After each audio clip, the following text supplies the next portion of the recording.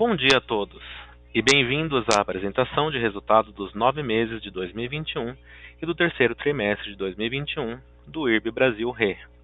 Na teleconferência de hoje estão presentes os senhores Rafael de Carvalho, presidente da companhia, Wilson Toneto, vice-presidente técnico e de operações, Willy Jordan, vice-presidente financeiro e de relações com investidores, Carlos André Guerra Barreiros, vice-presidente de riscos, conformidade e jurídico, e Daniel Veiga, vice-presidente de danos, responsabilidades e riscos especiais. Gostaríamos de informar que esta teleconferência está sendo gravada e que todos os participantes estarão em modo de escuta durante a apresentação. Na sequência, iniciaremos a sessão de perguntas e respostas. Se você precisar de ajuda, por favor tecle *0. A apresentação foi preparada pelo IRB Brasil RE e não deve ser considerada como fonte de dados para investimentos. Esta apresentação pode conter certas declarações futuras e informações relacionadas à companhia que refletem as visões atuais e/ou expectativas da companhia e de sua administração com respeito à sua performance, seus negócios e eventos futuros. Declarações prospectivas incluem, sem limitação, qualquer declaração que possua previsão, indicação ou estimativas e projeções sobre resultados futuros, performance ou objetivos, bem como palavras como acreditamos, antecipamos, esperamos, estimamos, projetamos, entre outras palavras com significado semelhante. Referidas declarações prospectivas estão sujeitas a riscos, incertezas e eventos futuros. Advertimos aos investidores que diversos fatores importantes fazem com que os resultados efetivos diferenciem-se de modo relevante de tais planos, objetivos, expectativas, projeções e intenções expressadas nesta apresentação. Em nenhuma circunstância, nem a companhia, nem suas subsidiárias, conselheiros, diretores, agentes ou funcionários serão responsáveis perante terceiros, incluindo investidores, por qualquer decisão de investimento tomada com base nas informações e declarações presentes nesta apresentação, ou por qualquer dano dela resultante, correspondente ou específico. O mercado e as informações de posição competitiva, incluindo projeções de mercado citadas ao longo desta apresentação, foram obtidas por meio de pesquisas internas, pesquisas de mercado, informações de domínio público e publicações empresariais. As referências a operações continuadas, one-one, operações descontinuadas, one-off, e efeitos não recorrentes, one-off, são apresentadas no formato gerencial. Visão negócio, não auditado, apenas para melhor análise da administração. O senhor Rafael de Carvalho, presidente do IRB Brasil RE, iniciará agora a apresentação. Bom dia. Eu gostaria de começar dando as boas-vindas a todos que estão na conferência e agradecer pelo interesse em nos acompanhar. Apesar de, na introdução, ter sido citado as pessoas que estão aqui, eu gostaria de reforçar isso porque a gente tem alguns nomes novos na liderança da organização. Aqui ao meu lado está o Toneto e o Guerra, que já são conhecidos de vocês de outros calls, mas a gente tem algumas novidades, né? Vou começar mesmo por mim. Eu, Rafael de Carvalho, me juntei ao time aqui como diretor-presidente e estou no IRB desde o início de outubro. A gente tem também como novidade o nosso novo CFO e diretor de relação com os investidores, o Willy Jordan, que se juntou ao time em meados de outubro. E aí, eu gostaria de relembrar algo que nós dividimos umas 2 semanas atrás, sobre uma reorganização que fizemos aqui na nossa área de negócios, né? Nós dividimos a nossa antiga estrutura, que se chamava Vice-Presidência de Resseguros, em 2 unidades de negócio que reportam-se diretamente a mim, né? E eu vou tocar nesse assunto com um pouco mais de detalhe no final da apresentação, mas ela fala muito da estratégia em execução e da alavancagem das vantagens competitivas do IRB. A primeira unidade é uma diretoria de vida, que eu aproveito aqui para anunciar algo. Ela será ocupada pelo Ronald Pum Afat. O Ronald é um executivo com bastante experiência em resseguro e seguro de vida, tanto no Brasil como no resto da América Latina. Ele começa agora na próxima quarta-feira e hoje está à frente de uma das maiores resseguradoras do mundo de vida. E a outra estrutura, como foi citado aqui na apresentação, no início da apresentação, é uma vice-presidência, também ligada a mim, de danos, responsabilidades e riscos especiais, e para ela a gente escolheu Daniel Veiga. Daniel Veiga é cria do IRB, 20 anos aqui de carreira, passou por todas as nossas unidades de negócios, é um especialista em subscrição, e acho que tão ou mais importante do que ser um especialista em subscrição, conhece profundamente os nossos clientes e é onde a gente vai estar colocando energia. Dito isso, eu convido o Vili para dividir com vocês o nosso resultado.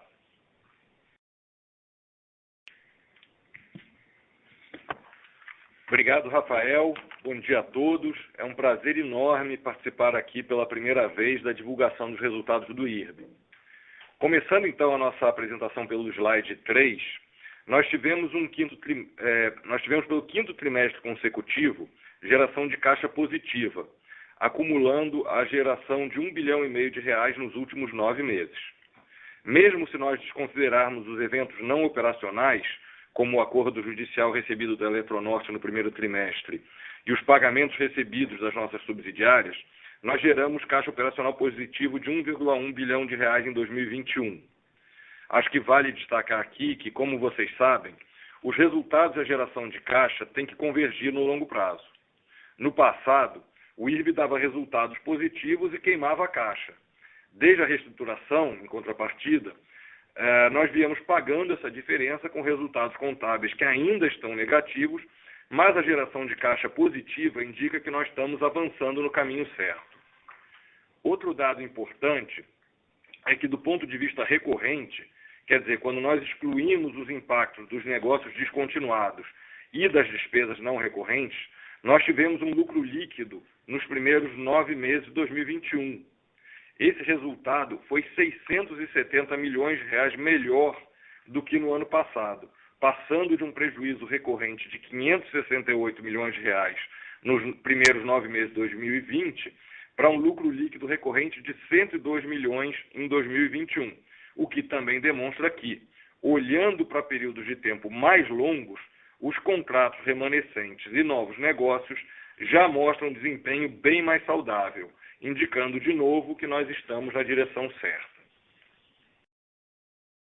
Passando para o slide 4, nós apresentamos o lucro líquido dos 9 meses de 2021, demonstrando os impactos dos efeitos dos contratos descontinuados, em run-off, e dos efeitos one-off não recorrentes. Como eu falei, nós tivemos um lucro líquido de R$ 102 milhões se excluirmos os negócios descontinuados e os one-offs.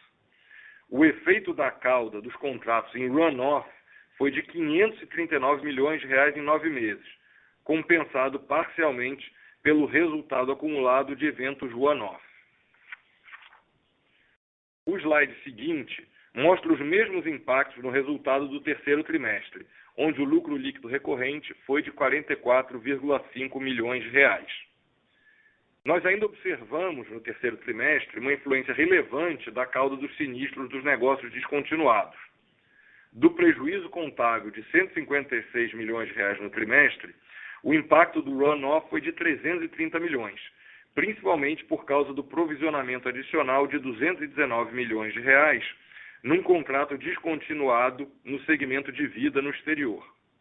Por outro lado, nós tivemos ganho one-off na ação judicial referente ao PIS/PASEP em agosto, que teve efeito positivo de R$ 129 milhões no lucro líquido do trimestre. No slide 6, nós ilustramos mais uma vez os efeitos da cauda dos contratos descontinuados no portfólio do IRB. A cauda dos contratos em runoff tem o seu impacto diluído ao longo do tempo e vai ter importância proporcionalmente cada vez menor em relação aos resultados dos negócios que foram renovados e dos novos negócios. O impacto no resultado de underwriting da companhia dos contratos descontinuados foi negativo em 753 milhões de reais em 2020 e em mais 538 milhões de reais no acumulado até setembro de 2021. Agora, como dá para ver na figura, no ano passado, esse impacto de 753 milhões de reais veio de apenas quatro contratos cancelados em julho de 2020, enquanto em 2021 o impacto de 538 milhões de reais vem, além dos quatro contratos cancelados em 2020, também de mais 13 contratos vultosos não renovados esse ano, em janeiro, abril e julho.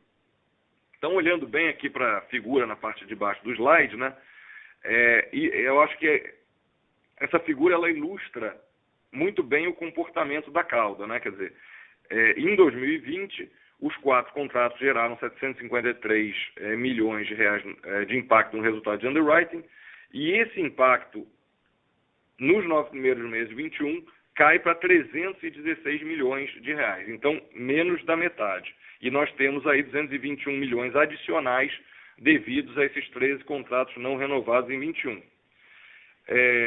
Da mesma forma, dá para esperar que os efeitos dessa cauda continuem a ser sentidos nos próximos trimestres, mas eles passam a ser menos representativos ao longo dos anos de 2022 e 2023. É importante destacar também que, embora o impacto dos contratos em runoff vá cair gradualmente no tempo, a nossa atividade está sujeita, por natureza, a oscilações de resultados. E, por isso, em períodos mais curtos de observação, como acontece em resultados mensais e aconteceu nesse trimestre, é possível que aconteçam desvios pontuais dessa trajetória. Passando para o próximo slide, nós vemos a dinâmica dos prêmios da companhia, tanto o prêmio emitido quanto o prêmio retrocedido e prêmio ganho. Embora o prêmio emitido tenha caído 10,9% nos primeiros 9 meses desse ano na comparação com 2020, acho que vale destacar aqui que no mercado doméstico nós tivemos crescimento de 5,8%, refletindo nossa estratégia de priorizar o nosso mercado local. Como consequência, a produção no Brasil respondeu nesse ano por 61% do total, contra metade no ano passado. Vale lembrar também que muitos dos negócios descontinuados eram internacionais, que foram cancelados ou reduzidos pela sua baixa lucratividade. Quanto ao prêmio retrocedido, nós verificamos que no terceiro trimestre de 21, assim como nos 9 meses, houve redução na despesa de retrocessão comparada aos mesmos períodos de 2020. Essa redução aconteceu porque, na base de comparação em 2020, nós fizemos um volume excepcionalmente alto de retrocessões, tanto pela estratégia de redução da exposição aos riscos no exterior, como também pela necessidade de enquadrar, naquele momento, a empresa aos limites regulatórios. Nesse sentido, nós fizemos no terceiro trimestre de 2020 operações de LPT, que quer dizer Loss Portfolio Transfer, que sozinhas elevaram o índice de retrocessão naquele trimestre em cerca de 15 pontos percentuais. Como consequência da menor retrocessão, então, o prêmio ganho vem registrando crescimento gradual em relação aos períodos anteriores, tanto no trimestre quanto no acumulado do ano. Seguindo para o slide 8, o índice de comissionamento caiu de 24,7% no terceiro trimestre do ano passado para 19,7% no terceiro trimestre de 21, refletindo aqui as renegociações dos contratos em níveis mais adequados. Já a despesa administrativa, quando nós excluímos os efeitos não recorrentes que nós tivemos com o pagamento de multa de PIS e COFINS, provisões de ações trabalhistas e pagamentos de indenizações, quer dizer, essa despesa administrativa ela se mantém estável num nível adequado de 5%. No slide 9, nós vemos a melhora do índice de sinistralidade durante os primeiros 9 meses de 2021.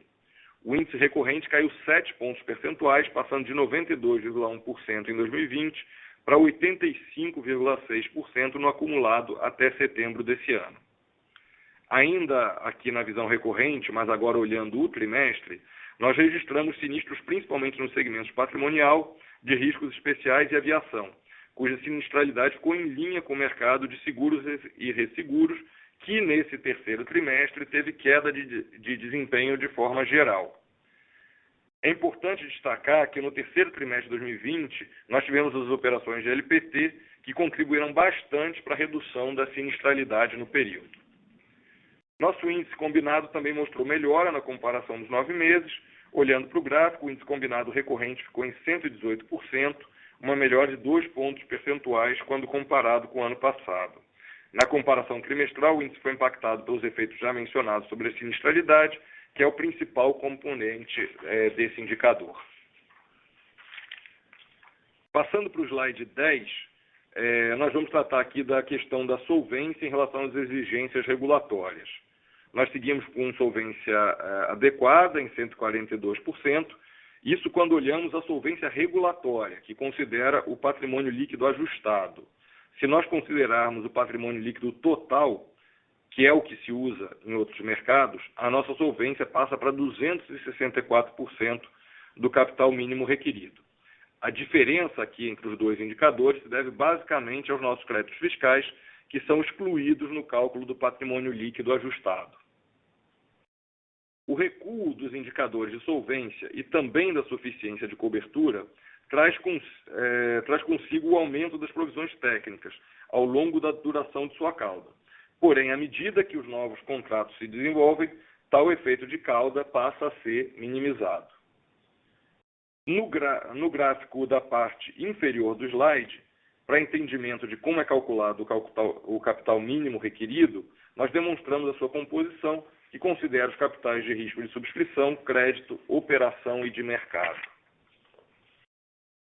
No slide 11, nós mostramos a suficiência da nossa cobertura de provisões técnicas.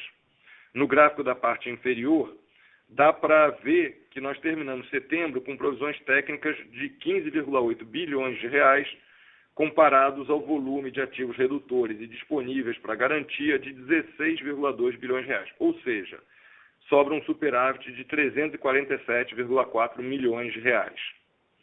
Incluindo a margem de segurança regulatória de 20% sobre o capital de risco, que dá 304 milhões de reais, ainda assim nós temos suficiência no enquadramento regulatório de 43 milhões. Conforme informado aqui no trimestre passado, no início de julho desse ano, o órgão regulador deliberou sobre critérios que vão contribuir para o aumento da nossa suficiência, principalmente a mudança na exigência de margem adicional de segurança de 20%, que entra em vigor em janeiro de 2022. Finalmente, no slide 12, nós apresentamos nossa posição de caixa e aplicações financeiras, que se fortaleceu bastante e atingiu 10 bilhões de reais. O crescimento no período apresentado se deve às ações tomadas em 2020, como aumento de capital, as emissões de debêntures, as operações de LPT e as vendas de ativos, além, é claro, da geração de caixa operacional nos últimos 5 trimestres. Com relação ao resultado financeiro, o crescimento tanto do trimestre quanto nos 9 primeiros meses de 2021 se deve ao maior saldo de investimentos, ao aumento da taxa Selic na comparação anual e também à atualização monetária da recuperação de PIS e PASEP. Na comparação trimestral, a queda do resultado financeiro é explicada principalmente pela despesa de juros das debêntures no terceiro trimestre de 2021, que não existia em 2020. Eu devolvo agora a palavra para o Rafael, que vai fazer o encerramento. Obrigado, Vili.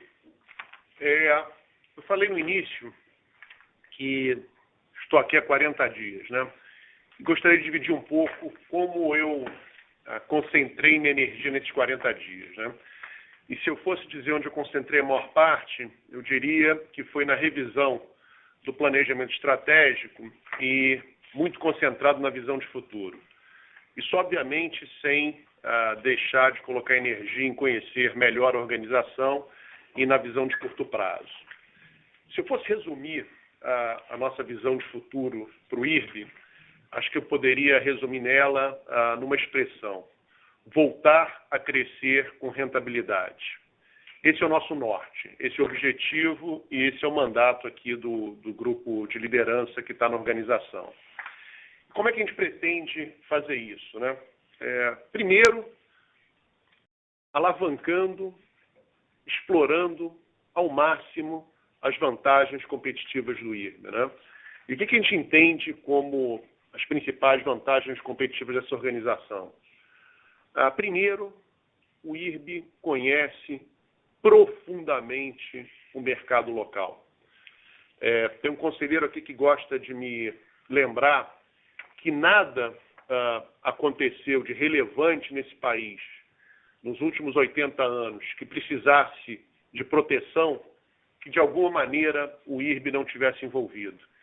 Isso não está apenas na cabeça das nossas pessoas, da nossa equipe, mas está em todos os dados, experiência estatística, experiência atuarial, que a gente tem a capacidade, creio eu, de maneira única, como cliente eu consegui perceber isso, de maneira única, colocar à disposição dos nossos clientes, né? Acho que um segundo ponto, e vou ficar aqui em dois apenas, não são apenas dois, vou ficar em dois, que a gente acredita muito, é que a nossa capacidade de atender os nossos clientes no Brasil, ela é diferenciada. E quando eu falo capacidade, não é só pelo tamanho do book, né, pelo tamanho do balanço que a gente tem à disposição dos nossos clientes aqui no país, mas até o tamanho da equipe, o grau de especialização e a quantidade de linhas de negócio que a gente coloca à disposição dos nossos clientes e parceiros comerciais no país. O IRB é uma empresa brasileira que toma as decisões aqui e que, por isso, consegue atender e entender, não é só atender, e entender melhor as necessidades dos nossos clientes, né? E para fazer isso, a gente colocou uma série de iniciativas que a gente chama de nosso plano estratégico, que a gente batizou ele de Pulse, essa empresa Pulsar, que se divide em três grandes famílias, né?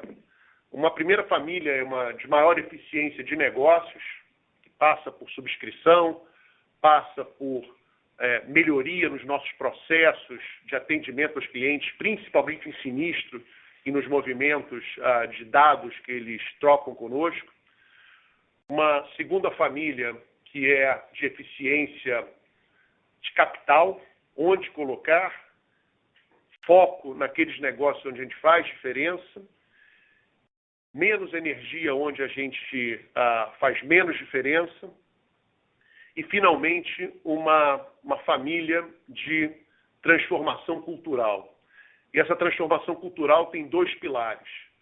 Um primeiro pilar que é de total foco e tomada de decisão a partir da necessidade dos nossos clientes, e um segundo pilar é um pilar de inovação. A gente, conhecendo bem o mercado local, ter a capacidade de colocar soluções que os nossos concorrentes não têm. Ao falar dessa família de iniciativas e ao falar das nossas vantagens competitivas, fica quase que explícito, em termos de geografia, onde a gente vai colocar ainda mais energia nesse processo de volta de crescimento com rentabilidade. Primeiro, obviamente, é o Brasil, e para dar um pouco de número e de visão, o Brasil tem que representar, no mínimo, 2/3 da nossa operação aqui, de 2/3 a 3/4 da nossa operação, e é para isso que parte do trabalho já foi feito e ainda mais será feito na renovação e conquista de novos clientes e oportunidades com os clientes que a gente já tem dentro do país. Como quase, acho que extensão dessa área de conforto e competência, e creio eu, de diferenciação que o IRB tem, o resto da América Latina, privilegiando alguns países e principalmente aquelas linhas de negócio que nós somos fortes no Brasil e a similaridade com o resto da América Latina. Isso quer dizer que a gente vai sair do resto das outras geografias? Não. Isso quer dizer que a gente vai ser muito mais pontual, seletivo, entrar onde nossa estrutura de custos e tributária permita e faça sentido, e principalmente que essa presença, eventualmente em painéis em outras geografias, seja complementar aquilo que a gente faz no Brasil e no resto da América Latina. Essa é a forma que eu gostaria de resumir a nossa visão de futuro. É, de novo, onde eu coloquei a maior parte da minha energia nesses 40 dias e é para onde essa organização está caminhando. Dito isso, eu gostaria de abrir para os analistas para que eles coloquem suas perguntas, por favor. Obrigado. Obrigado. Iniciaremos agora a sessão de perguntas e respostas para analistas e investidores. Para fazer uma pergunta, por favor, digitem *1. Para remover a pergunta da fila, digitem *2. Nossa primeira pergunta vem de Daniel Vaz, do Credit Suisse. Por favor, pode prosseguir, Daniel. Obrigado, pessoal. Minha pergunta ela vai nesse anúncio que vocês fizeram da divisão da vice-presidente de seguros, agora que vai ser dividido em dois, né? A de vida e de danos, responsabilidades e riscos especiais. Pelo que eu entendi, vocês anunciaram agora o Sr. Ronald Afat para comandar essa de vida e o Daniel Veiga de danos, responsabilidades e riscos especiais. Isso é um anúncio atual? Como é que vocês têm visto essas duas vice-presidências? Como que vai ser essa estrutura daqui para frente? Queria um pouco de cor, assim, para entender qual que é o principal objetivo que esses dois executivos, que são executivos com bastante experiência, vão ter aí para o IRB. Queria entender onde que eles agregam mais e o que vocês acham daqui para frente que eles podem contribuir. Obrigado. Obrigado pela pergunta, Daniel. É Rafael falando aqui, né? Então, a primeira razão para a gente se entendeu corretamente, são duas unidades, uma de vida, a outra de danos, responsabilidades e riscos especiais.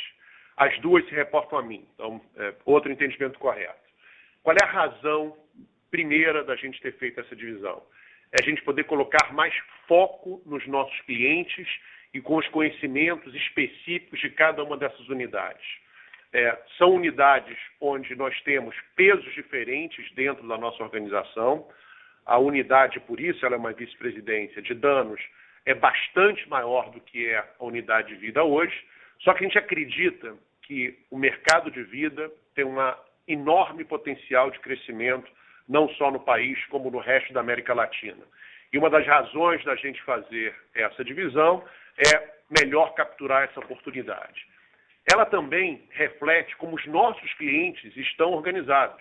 A maior parte absoluta dos nossos clientes se organizam dessa maneira, então a gente dessa forma ajusta a nossa capacidade de interlocução àquilo que os nossos clientes estão habituados. E, de quebra, e essa é a última razão, permite também que eu me aproxime mais da nossa subscrição, das nossas unidades de negócio e dos nossos clientes. Ao abrir em duas unidades, o grau de especialização nas pessoas, o grau de encarreiramento também fica mais otimizado. Isso é um produto também que a gente não despreza ao fazer essa separação.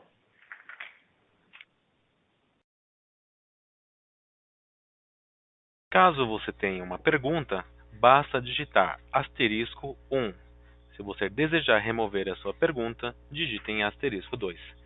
Por favor, aguarde enquanto coletamos as novas perguntas.